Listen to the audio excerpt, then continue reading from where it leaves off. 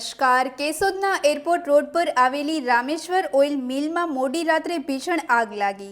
પ્રાથમિક માહિતી મુજબ શોર્ટ સર્કિટના કારણે આગ ભભૂકી હોવાનું માનવામાં આવી રહ્યું. આગની જાણ થતાં ફાયર વિભાગની 3 ટીમોએ ઘટના સ્થળે પહોંચી સતત પાણીનો મારો ચલાવી આગ પર કાબૂ મેળવ્યો. ઘટનામાં મિલમાં રહેલી મગફળી, સિંગદાણા, ફોતરી સહિતની સામગ્રી અને મશીનરી બળીને ખાખ થઈ. પ્રાથમિક અંદાજ મુજબ 1 કરોડ રૂપિયાથી વધુનું નુકસાન થયું હોવાનું સામે આવ્યું.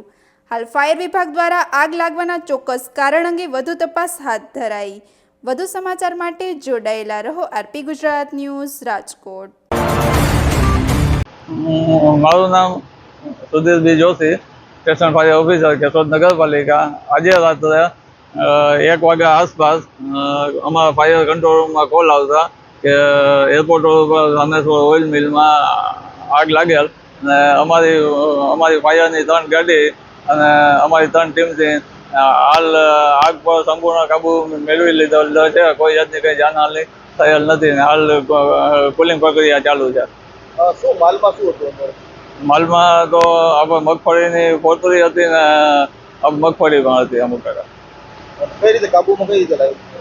કાબુમાં આપણે પાણીનો મારો ચલાવી અને આપણે 3 ગાડી ને 1 દાવો પાણીનો મારો ચલાવ્યો એટલે હાલ આગ કાબુમાં આવી ગયેલી છે.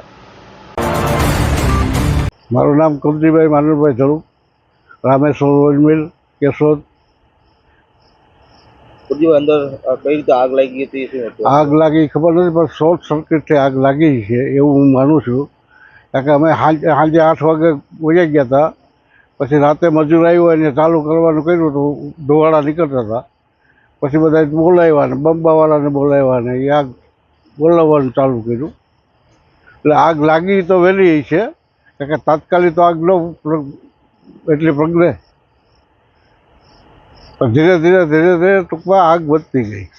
અંદર શું હતું માલમાં? માલમાં મગફળી હતી, સિંગદાણા હતા, ફોતરી હતી, ટોટલ મશીનરી બધું બળીને ખાખ થઈ ગયું. કેટલી નુકસાની? નુકસાની અંદાજે 1 કરોડ રૂપિયાની.